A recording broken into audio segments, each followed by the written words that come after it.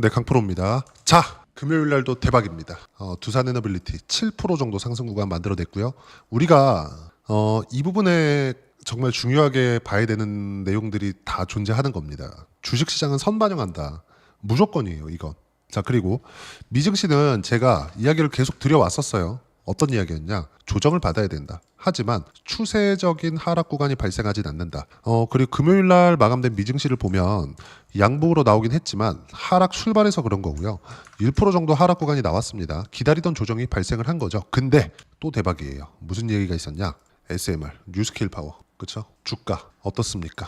19% 상승해서 끝났습니다. 미증시가 조정을 받았는데도 불구하고 무슨 얘기냐? 주도주는 계속 간다. 언제? 물론 중간중간 조정은 있어요. 근데 앞으로 좋아질 만한 내용을 가지고 있는 산업군에 속해 있는 종목은 무조건 시장의 인정을 받았을 때 그때부터 강한 시세를 내기 시작합니다. 실적이 중요한 게 아니라는 거죠. 뉴스케일 파워 플러스 아직까지 상장은 안 했지만 뭐 엑스에너지나 이런 것들, 뭐 테라파워 같은 경우에도 그렇죠? 전부 다 SMR 관련된 기업입니다. SMR은 뉴스케일 파워의 심볼이기도 하지만 이건 소형 모듈 리액터 원전에 대한 부분이에요. 무슨 얘기냐? AI가 발전하는 데 있어서 전기 사용량은 지속적으로 늘어날 수밖에 없어요. 근데 이 늘어나는 게 일반적으로 늘어나는 게 아니라 거의 뭐 몇 배씩 늘어납니다.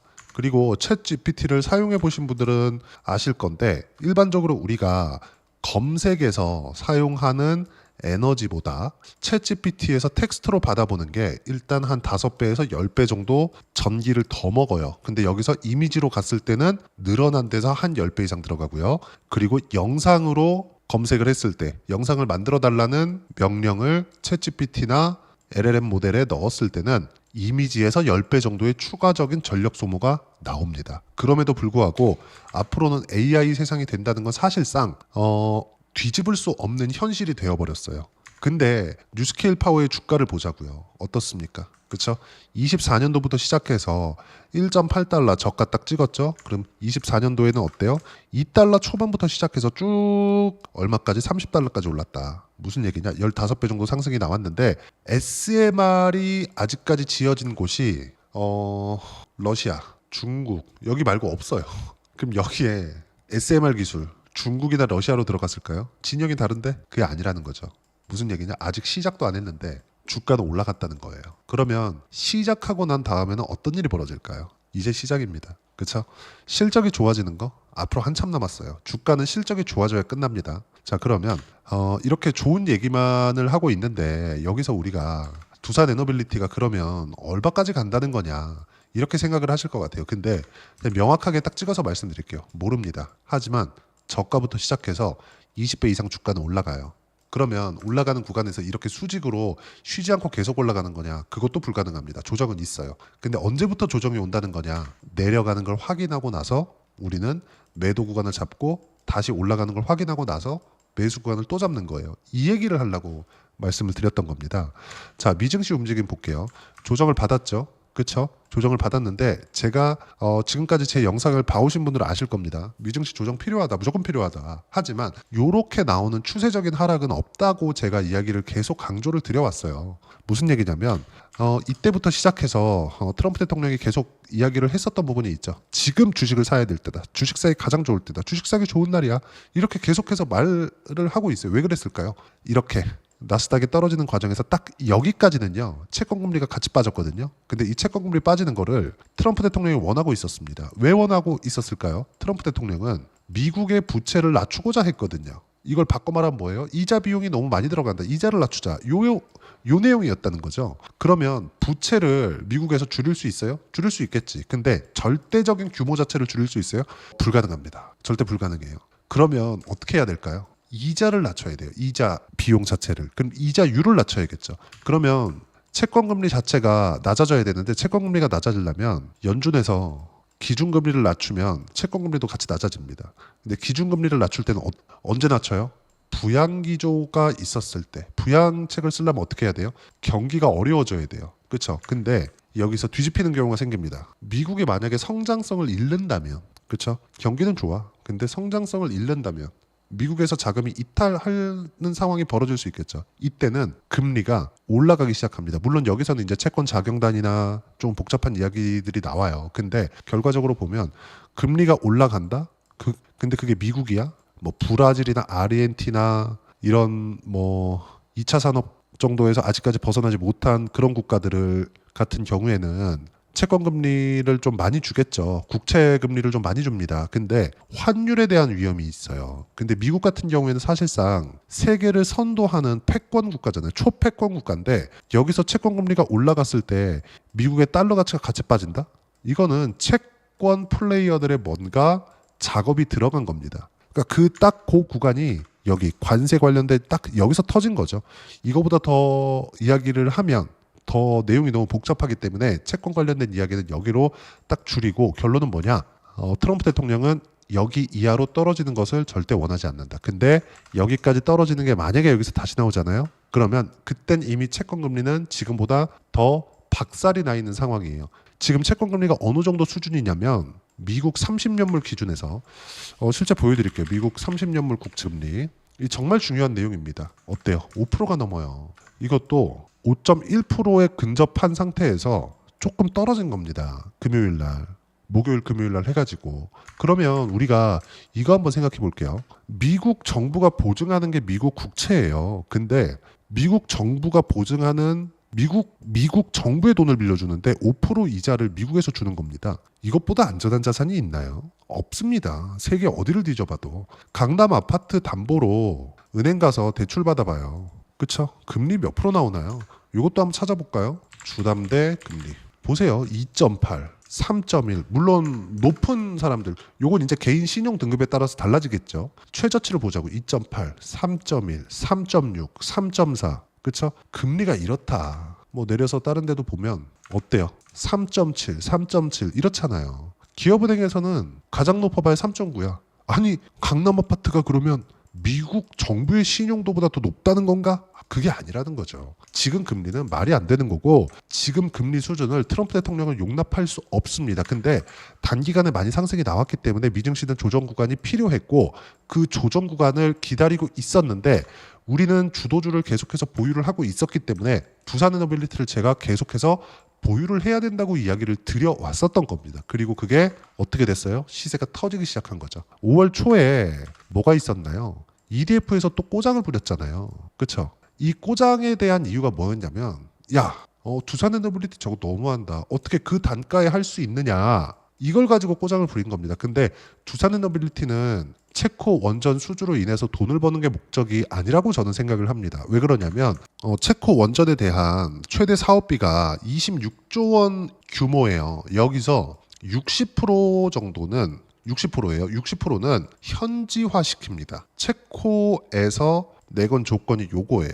그럼 나머지 일감에 대해서 이제 뭐 주기기 납품이겠죠. 당연히 두산에너빌리티가 들어가니까. 그리고 원전에 대한 전체적으로 짓는 것까지 그러면 주기기는 두산에너빌리티에서 들어가고 핵심이에요. 이게 알짜입니다. 그리고 건설은 대우건설에서 하는 건데 여기서 이제 합쳐가지고 하는 게 어디예요? 팀코리아라고 하는 거예요. 물론 이제 팀코리아에는 한수원이나 그런 것까지 포함이 되겠죠. 그럼 우리가 여기서 볼 수 있는 게 이렇게 팀코리아에서 수주를 한 게 26조가 아니라 현지화 60% 빼고 한 8.5조 정도가 되는 거예요. 그럼 하는 일에 비해서 대충 마진율이 어느 정도 남겠는지 이 구간이 나올 거 아닙니까? 근데 이 8.5조 가지고는 마진이 남을 수가 없다. 그래서 EDF가 이거 뭔가 잘못됐다. 그래서 꼬장을 딱 넣은 거예요. 근데 두산에너빌리티는 왜 그런 거냐? 일단 일감을 가지고 와서 유럽 쪽으로 진출할 수 있는 교두보를 마련하기 위함이다. 근데 제가 이쪽 구간에서도 계속 말씀을 드렸었던 내용은 체코 원전이 중요한 게 아니라 미국 쪽으로 진출을 해야 된다. 그리고 제가 뭐라 그랬습니까? 선반영된다 그랬죠. 한 가지 아이러니한 건 미국이 중요하다고 했고 그리고 SMR이죠. 소형 모듈 리액터 원전인데 아직까지 미국에서는 원전을 시작도 안 했어요. 그렇죠? 즉 원전은 있죠. 근데 SMR은 시작도 안 했다. 근데 SMR의 주가는 어느 정도까지 올랐느냐? 이런 상황이다. 그쵸? 선반영이 되고 있다는 겁니다. 다들 제가 체코 원전보다 미국 시장이 더 중요합니다. 미국에서 무언가를 액션을 해야 됩니다. 이런 얘기 했을 때 제 댓글을 보면 다 비웃었거든요. 근데 어떻습니까? 결국에는 미국에서도 얘기가 나왔죠. 트럼프 대통령이 직접 지시를 했습니다. 어떤 얘기를 했나요? 2050년까지 원전에 대한 사용량 자체, 그쵸? 원전 용량을 4배 늘리겠다. 원전 르네상스를 다시 열겠다. 왜 그럴까요?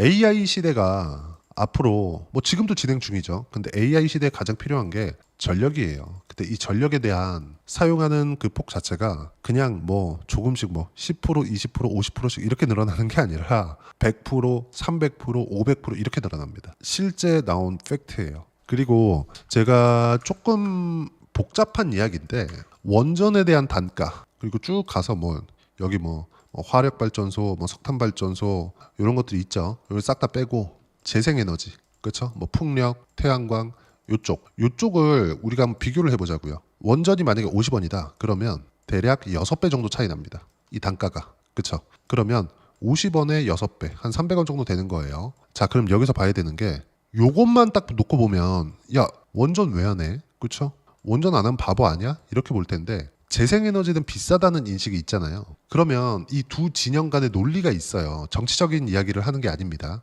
자, 정말 이거 중요한 얘기니까 잘 들어요. 원전 그리고 재생에너지, 그렇죠? 친환경이라고도 부르죠. 어떤 얘기냐면 여기 300원이라고 쳤을 때 대략 6배 정도 차이 나니까 50원. 발전 단가를 이야기를 하는 거예요. 근데 재생에너지를 옹호하는 쪽은 어떤 부분을 필요로 하냐면 야 원전 니네는 요거 발전 단가만 이야기한 거지 처리 비용 요런 거는 포함된 거야?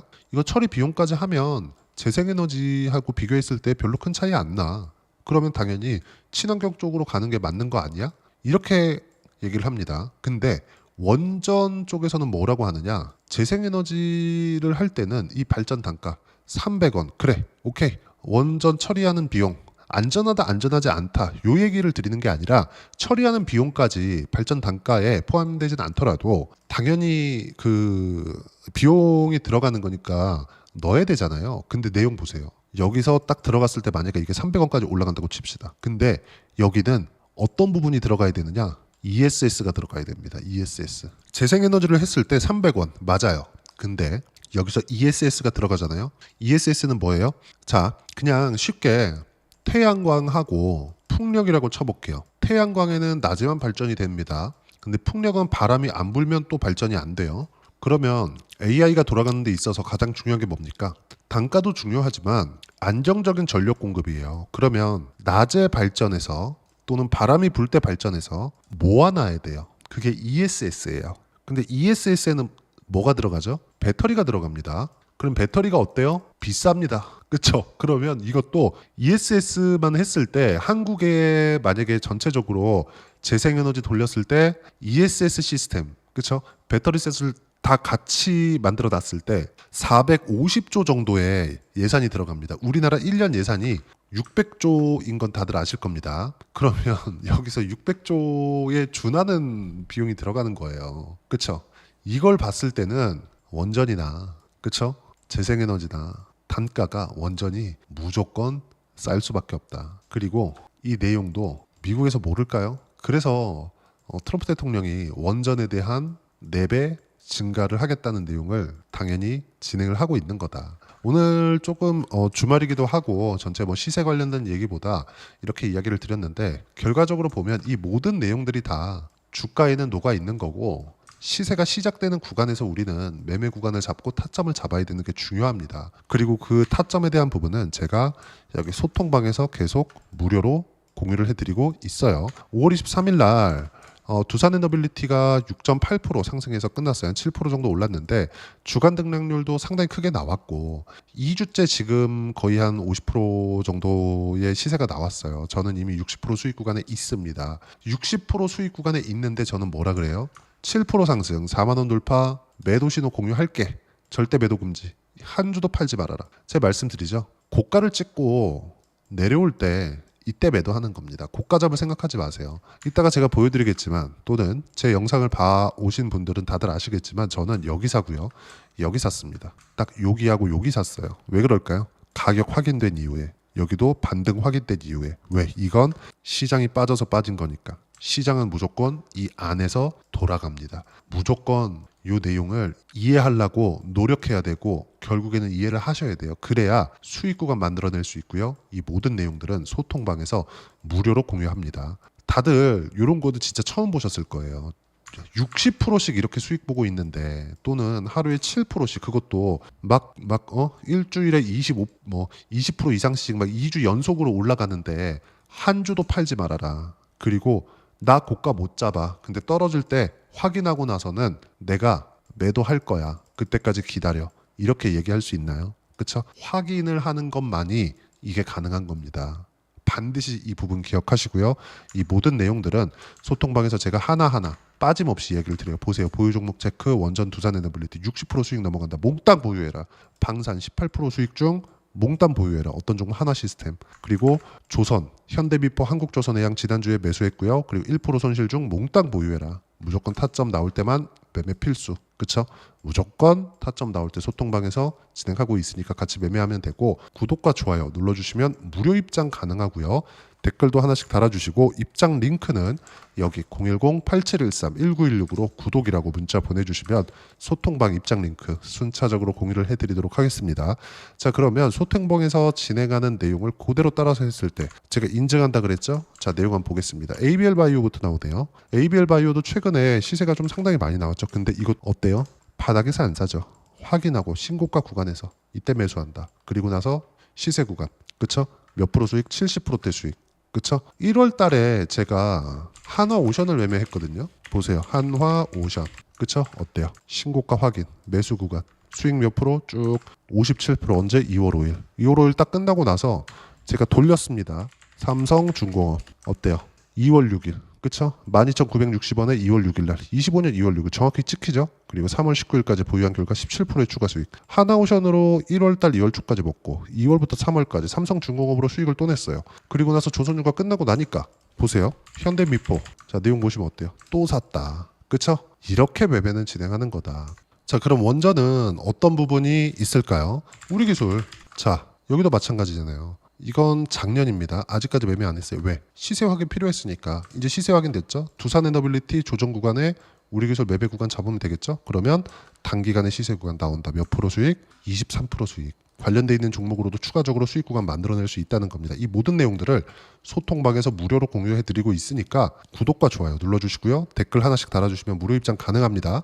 그리고 여기 010-8713-1916으로 구독이라고 문자 보내주시면 소통방 입장 링크 순차적으로 공유를 해드리도록 하겠습니다. 자, 그러면 이렇게 가격대를 이해하고 판단했을 때 내가 어떤 부분을 가지고 매매를 해야 되는지, 그 이론적인 부분은 여기 두산에너빌리티의 단기 보유 전략, 가격 전략 두 가지인데, 단기는 2주입니다. 2주 동안 내가 어떻게 수익 구간 만들어내야 되는지 그 부분이고, 그러기 위해서는 가격에 대한 이해 필요하고요. 가격에 대한 이해가 되었을 때 주도주, 신고가 두 가지 내용에 대한 판단이 될 텐데, 이 두 가지 내용 모두 무료로 공유를 해드리도록 할 테니까 구독과 좋아요 눌러주시고요. 댓글 하나씩 달아주시고, 여기 010-8713-1916으로 두산 에너빌리티라고 문자 보내주시면 단기 가격 전략 함께 공유해드리도록 하겠습니다. 자, 정말 어려운 시장이 지나오고 있습니다. 4월달, 5월달이 지나가고 있는 상황에서도 시장은 녹록지 않았어요. 하지만 주도주 위주로 시세가 나온다.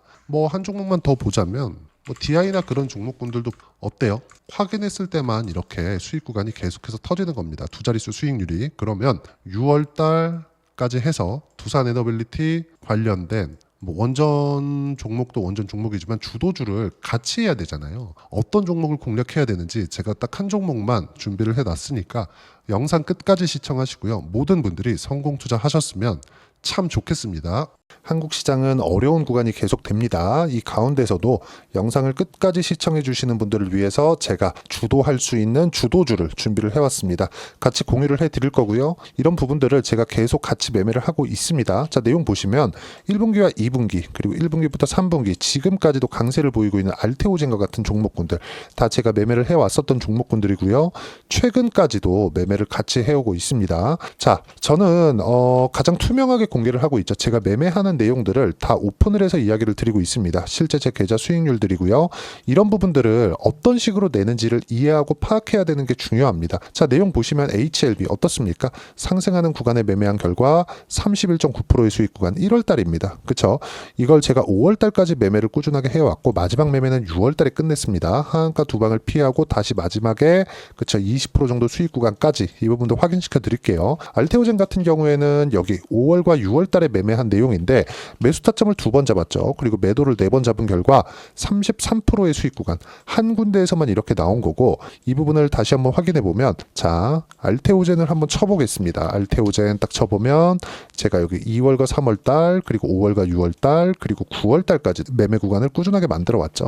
여기서 눌림목 구간을 한번 더 준다면 다시 매수 구간을 잡을 예정이지만, 지금은 4분기 그리고 내년 1분기까지 주도주가 어떻게 형성이 되는가, 그리고 어떤 종목을 잡아야 되는가, 그 부분이 중요하니까 그 부분에 대해서 이야기를 드리도록 하겠습니다. 자, 내용 보시면요, 이 내용을 모두 수렴하고 있어야 된다. 이 3가지 내용만 갖춰져 있으면 주식시장에서 나 혼자, 나 스스로도 꾸준하게 수익이 나는 주도주를 잡아낼 수가 있습니다. 자, 내용 보시면 8월 5일날 시장 폭락이 나왔죠. 미국의 경기 침체 우려감이 불거지면서 시장이 폭락이 나왔는데, 그 시장 폭락 구간 안에서도 가장 강했었던 업종이 뭔가, 이 부분을 체크를 해보셔야 되고요. 그리고 실적에 대한 부분은 미래가치가 들어가야 되지만 이건 너무 당연하게 들어가야 되는 겁니다. 미래가치가 좋아지는 부분. 근데 지금까지 실적이 조금 더 좋겠죠. 전 지금 당장의 실적은 그렇게 중요하게 보진 않는데, 이번에 준비해온 종목은 지난 3개년 연속 순수익이 증가했다는 점 주목해서 봐야 되겠고요. 그리고 가장 중요한 점, 수급이죠. 그래야 단기간에 수익을 낼 수 있겠죠.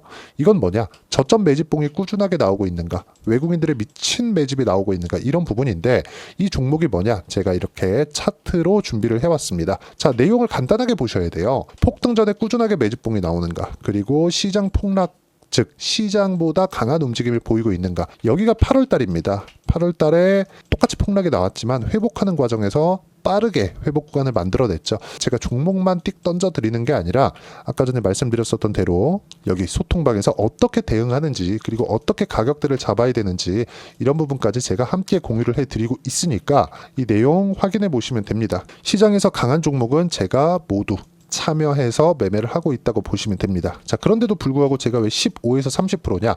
구간별로 달라진다는 거죠. 그렇죠? 내가 정확하게 바닥에 잡아서 이쪽에서 팔고 나올 수 없다. 그렇기 때문에 이런 부분을 이해하는 부분이 필요합니다. 그렇기 때문에 제가 여기 소통방에서 책임감을 가지고 운영을 하고 있다는 점. 자, 그러면 이 내용이 1분기와 2분기는 HLB, 1분기부터 3분기까지는 알테오젠, 그리고 4분기부터 25년 1분기까지, 그렇죠? 이 종목을 준비해 왔으니까 받아가셔서 모든 분들이 수익을 내셨으면 좋겠고요. 이 내용은 여기 010-8713-1916으로 주도주라고 문자 보내주시면 제가 여기 소통방 초대와 함께 4분기 주도주 함께 공유를 해드리도록 하겠습니다. 시장이 너무 어렵습니다. 이 어려운 상황 속에서도 정말 꾸준하게 수익을 내기 위해서는 주도주 내용을 반드시 파악을 하셔야 되고, 이 주도주를 가지고 매매를 하시면 충분하게 수익 구간을 만들 수 있습니다. 허황되게 50%, 100% 이런 식으로 이야기 드리지 않습니다. 그리고 이 내용을 꾸준하게 내가 실현시켜 갈 수 있는가, 이런 부분이 너무 중요합니다. 이 내용에 대해서도 제가 소통방에서도 이야기를 드리겠지만, 이 종목 딱 받아가셔서 한번 경험해 보시면 완벽하게 주도주 매매만 하실 수 있을 거니까, 이 내용 010-8713-1916으로 주도주라고 문자 보내주시면 제가 소통방 초대와 함께 주도주를 확인시켜 드리도록 하겠습니다. 타점이나 그런 부분까지 함께 제가 공유를 해 드릴 테니까 받아가셔서 충분한 수익 내셨으면 좋겠습니다.